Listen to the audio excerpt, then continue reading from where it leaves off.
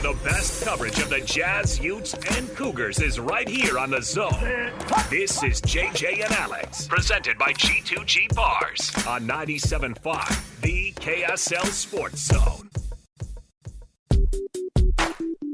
Welcome back, everybody. JJ and Alex, 97.5, the KSL Sports Zone. Alex Curie, Jeremiah Jensen. Thanks for being with us on the program. Man, that conversation we just had, I'm fascinated by it. I still am just like, I'm caught up. I can't stop thinking about those teams and the combination of those teams to have, but I think that would be the ultimate winner. Have to be the ultimate winner. Yeah. Magic, MJ, Jokic, Giannis, and Dirk. How do you defend that team? Pretty long. Pretty long. They're short. Michael Jordan's 6'6". He's the smallest guy on the. And maybe the best. 3 of the 5 or 7 footers. And you could make the argument is the best defender on that whole team. Like, right. That's crazy. All right. Hey, our program brought to you by G2G Bars. All natural ingredients and no preservatives make the G2G Bar the perfect protein bar. Let's get into the cut here. Top of the hour. Let's jump in with Tom Withers. He writes for the Cleveland Cavaliers. He covers the Cleveland Cavaliers for the Associated Press. Did I get that all right? Let's kick it off with the cut right here. It's time for the biggest story of the day. This is what made the cut with JJ and Alex on 97.5, the KSL Sports Zone. This portion of the show brought to you by an incredible selection of Kia, Subaru, Chevy, Jeep, Dodge, or Ram, and now Mitsubishi in the Doug Smith family of dealerships. Nobody knows cars like Doug. And nobody knows what's going on in Cleveland, frankly, at all right now. But Tom Withers, of course, covers the Cavs for the Associated Press. Tom, down 0-2. What's the vibe in Cleveland right now? This is as big of a shock as even the Celtics in Boston right now. What's going on? Yeah, I was going to say to you, the only thing that's taken a little bit of the sting out of what's happened to the Cavs is that Boston's having the same problems at home. So, everybody here is a little bit in shock. They were, I should say, after Game 1 especially, because it was a very uncharacteristic performance by the Cavs in Game 1. And then, unfortunately, Darius Garland sits out that game, and then Evan Mobley and DeAndre Hunter both injuries in that game. So, I think here everybody around here is kind of lighting the prayer candles, hoping that this team can get healthy fast because they're running out of time in games. So what is the status on that? I think it's pretty easy to look at the situation and think, if those guys are healthy, they can get right back in this. But is that possible? Yeah, that's the $1 million question right now. I was a little surprised, I'll be honest with you guys. I was a little surprised that Garland didn't give it a go in Game 2 only because I saw him at shoot-around, and while he wasn't on the floor, he was running on the treadmill, and, I guess I should have been smart enough to consider that, running on a treadmill, straightforward is a lot different than cutting on an NBA floor, right? And especially when you're having to guard Tyrese Halliburton and do all the other things that are necessary for an all-star guard to be able to play. So, I think it's going to come to a game-time decision for him. I feel really bad for Darius. Unfortunately, the narrative about him last year after a kind of a tough postseason was whispers that he was soft, and was he really the kind of player that the Cavs needed to go forward with? Everybody thought that there was potential that the Cavs might trade him last year in the offseason before Donovan Mitchell committed to a long-term extension. And Darius has had a fantastic year. I mean, he's really bounced back, and he's been everything you could have hoped for, and obviously they missed him terribly in the closing minutes of that game on Tuesday night because they needed a ball handler on the floor. They needed a good free throw shooter on the floor. As you guys know, they completely collapsed over those final 47 seconds. In terms of Mobley, he was really struggling to put any kind of weight on it. As you guys know, sprained ankles aren't necessarily day-to-day. They're more week-to-week. So I'm not as confident about him. And then with DeAndre Hunter, I mean, a dislocated thumb on your shooting hand as an NBA player, it doesn't get more difficult than that. Yeah. So, I mean, you can wrap that thing up only so much, and he could probably help you defensively, but can he really grab the ball? Can he catch the ball? We've seen no signs of him the last couple of days, which is not a good sign. So, yeah, I think they're going to be undermanned again. I tell you what, though, knowing this Cavs team and the character of these guys, they're going to go down. If they go down, they're going to go down fighting tomorrow night and give the Pacers all they can handle. It's interesting because, winning 64 games in the regular season, watching Donovan Mitchell, we certainly are familiar here in this market to watch that guy take a team on his back and just do everything he can and score, the 48 that he had the other night and still come up short. We saw that in the playoffs when he played for the Jazz, because that had to happen a couple of times where he's just absolutely shooting the lights out, but it just isn't enough because playoff basketball is so physical. It's so much, it's a different beast. What exactly has this team done this year that has become, when you said knowing this team, what have they proven to you this year during the regular season that was different from what you have seen from this group? Just incredibly connected. They really play it, and it, as cliched as it may sound, a really team brand of basketball, making the extra pass, the unselfishness, and that starts with Donovan. You guys know him better than we do, and we've gotten to know him over the last couple of years. And I can't say enough good things about Donovan, and particularly in the way he led this group this year. He really has empowered a lot of the guys in the teams and on the team. And as you know, because he's got the resume that he does and his willingness to be outspoken and speak his mind. I mean, if guys aren't doing what he feels like they should be doing, he lets them know. And he has not held back several times in being, openly critical. I mean, obviously not to a point where he's going to turn his teammates off, but he's been pretty open about, when guys are not carrying their load. And as you mentioned before, you couldn't ask for more than he delivered in game 2. The thing that was concerning though was, how he plays, and sometimes he plays with that reckless abandon, and he took some really tough falls. He also crashed into the basket stanchion at one point and kind of bent himself back awkwardly. We did find out he's dealing with a mid-calf strain, which, unfortunately for him, he's been dealing with some occasional lower leg injury, type situations. So he's not at 100%, but nobody's at 100%. But this team, to your question, has just had a real connection this year. It was a very special regular season. They get along well. You don't always see that with teams. There's no egos. And I got to give Coach Kenny Atkinson a lot of credit. Really, he's really set the standard for this group, and they followed in line, and they genuinely believe in each other, and they seem as committed down 0-2 now as they would be if they were up 2-0. Yeah, Kenny Atkinson, very deserving of the NBA Coach of the Year. You look at the Pacers, and I think everybody kind of overlooked them, and they're a little bit of an afterthought in the East. Even when you're looking at contenders, no one's talking about the Pacers, but here they are, up 2-0, 2 wins away from the Eastern Conference Finals, and who wants to play them right now? You're watching them up close. You covered them for 4. You watch them closer than we do. You saw them for 4 games in the regular season against the Cavaliers. What's going on with this Pacers team? Why do we need to take them serious? Yeah, we do, and a big tip of the cap to them, and I think that's what's been kind of lost a little bit in this series, in that, the Cavs come in as the number 1 seed. Obviously, they're dealing with the injury situation, but the Pacers have done what to do, and the Pacers play a brand of basketball, pardon the pun, but they play at a pace that makes you uncomfortable, right? And Rick Carlisle, who is for a long time been one of the most underrated X's and O's coaches in the NBA, has done a great job with this team. You know what? They're long, they're balanced, they can all shoot, they can all pass. They're connected defensively. They've got enough physical toughness to give you a hard time inside. They can shoot it well. Game 1 chance of overrated by the Cleveland fans, and despite that anonymous survey that came out a few weeks ago about him being one of the most overrated players in the league. Crazy. He's a fantastic player. And, then like Nembhard, who a lot of people don't know about, he's been sensational. They've just got really good pieces, top to bottom. And I'm with you. Like, I don't necessarily think they're indicative of a number 4 seed. And, they got off to a really tough start. I think they were 16 and 18 after their first 34. Halliburton was dealing with some injury issues. They just weren't getting it together. But if you look at their record over the last 40 games, it's pretty comparable to the Cavs, who, as you mentioned, won 64 times during the regular season. So, yeah, they're a really good team.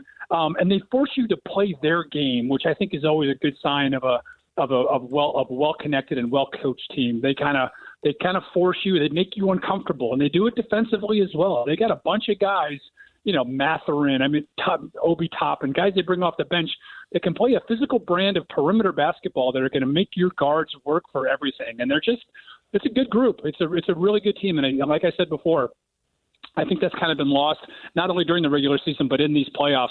And never mind the fact that although it was just a 5-game series, that was a wrestling match against the Bucks for 5 games. Yeah. And made them really battle-tested for this round against the Cavs team that, quite frankly, just steamrolled their way through the Heat. Well, and you look at the similarities of what the what the Knicks have had to do to beat the Celtics. It's basically the same formula. It's like, just shock the hell out of them in those clutch moments, right? At the end of the games. I mean, the Celtics, the meltdowns that they've had in these moments that are at the end part of these games, it's been just I've been shocked that the world champs that everybody kind of looked at and said, they win 60 games, kind of almost like as an afterthought. It felt like, because then everybody goes, but then they'll be in the Eastern Conference Finals, they'll be in the NBA Finals, and they're in big trouble too.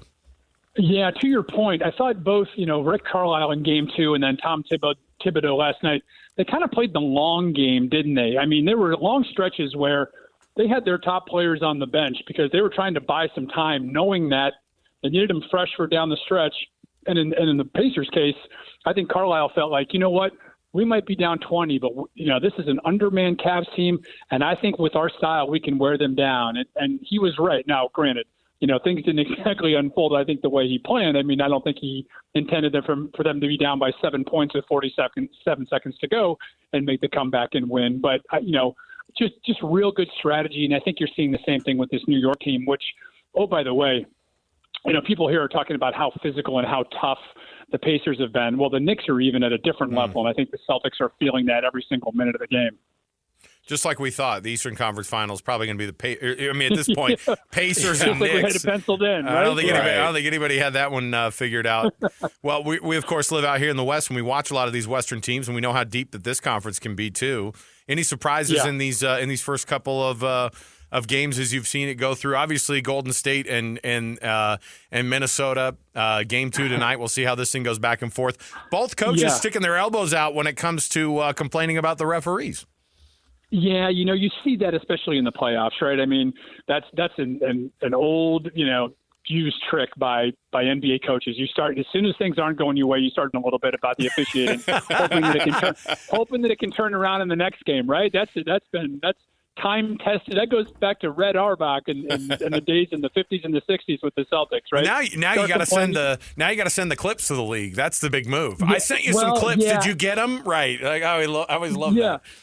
I tell you what, to your point, and while I applaud the NBA for its transparency, that 2-minute report coming out on Game 2 didn't do the league any favors in Cleveland, because they determined that there were at least 3 or 4 blown calls, all against the Cavs, and including the Halliburton rebound on the last play of the game. I mean, he was he had committed a lane violation, as did another one. I think Miles Turner did as well. So that play should have never happened, and that's hard for people to stomach. So the officiating is up and down. And then you mentioned the West before. I think I've been surprised here and there, but I expected that Thunder team, which I think for those of us in the East, a lot of people haven't paid as much attention as I think the Thunder have deserved this year. That is an unbelievably deep and defensive oriented team, and we know how good SGA is, and you're seeing Holmgren and some of the other good pieces that they have.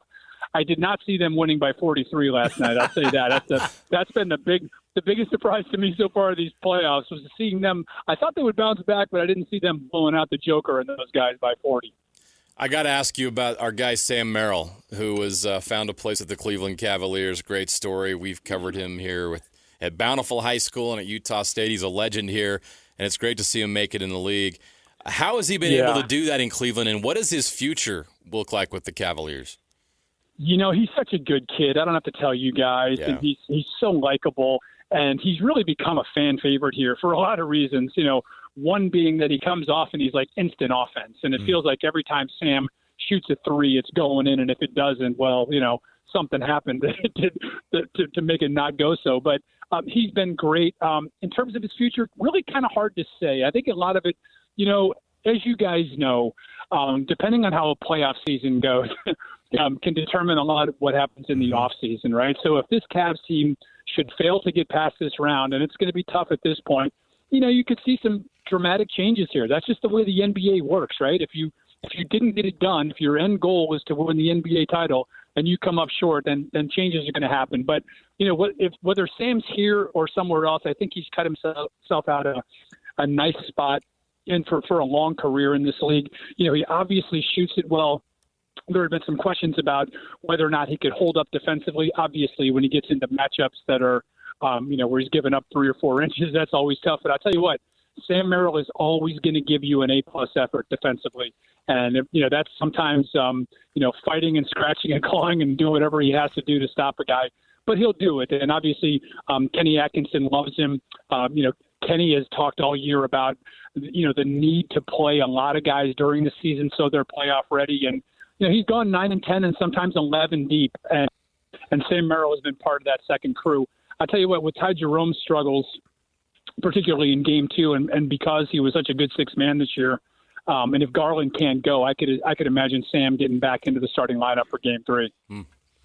Tom Withers, he covers the Cleveland Cavaliers for the Associated Press. Phenomenal job doing that. And then, of course, as we've watched these NBA playoffs, it's just been so fun to watch. Not as fun for Cleveland fans, but certainly from the throw your hands up in the air stuff. Like, I didn't imagine this was going to happen. The NBA's probably got to be loving the fact that these are not as chalk as we thought they were necessarily going to be. But we're looking forward to this one. Thanks again for diving in with us today, Tom, and we'll chat with you again in the future. Hey, thanks for having me. Nice talking to you guys. Yeah, Take care. Thanks so much. Absolutely. There you go. Tom Withers. We talked about this because we asked about what the staying power is of this Cleveland Cavaliers team before the end of the season. Even when we were kind of like right after the All-Star break, because at that point they had owned the best record in the league the entire season, and they continued to do so. Didn't they have 2 15-game win streaks this year? Oh, geez.